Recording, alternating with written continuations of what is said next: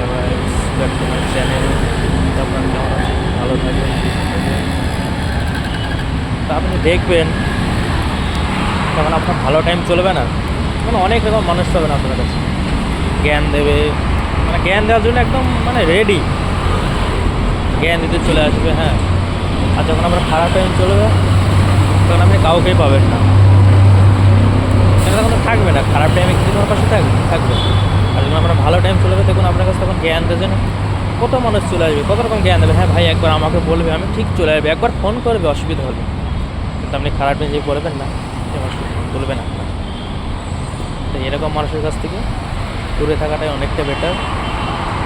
আর জীবনে মানুষের সাহারা নিয়ে কোনোদিনই চলবে না। জীবনে ভাববেন না আপনাকে একলাই চলতে হবে, কারণ মানুষ গাছে তুলে দিয়ে মই নিতে যেতে টাইম লাগে না, তাই গাছে তুলে দিয়ে মই নিয়ে পালিয়ে যাবে, তো তাই হবে আপনার।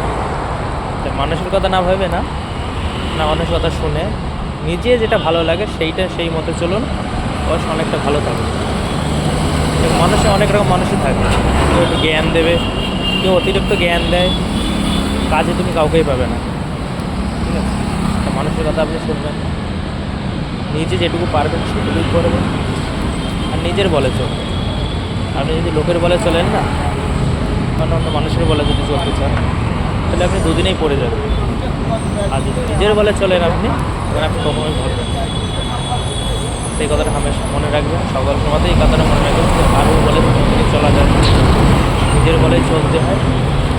তা মানুষের এইসব মানুষের কাছ থেকে একটু দূরেই থাকবে, যারা কথা দিয়ে গাছে তুলিয়ে দিয়ে মই নিয়ে চলে যায়, এই মানুষের কথা তো ভুলেও শুনবেন না। নিজে যেটুকু পারবেন সেইটুকু করার চেষ্টা করবেন, ফতুর হবেন, নিজের মনে বদল হবে। কিন্তু পরের কথা শুনে ফতুর হলে আপনাকে সারাজন কষ্ট দেবে। আর নিজের কথায় ফতুর হয়ে যান, তো একবার ভাববেন না আমার কথাতে আমি হয়েছিলাম, কিন্তু পরের কথা হলে সারা জীবন ভর আপনার মনে থাকবে। তাই পরের কথা শুনবেন না, নিজের কথা যেটা ভালো লাগে সেটাই করবেন।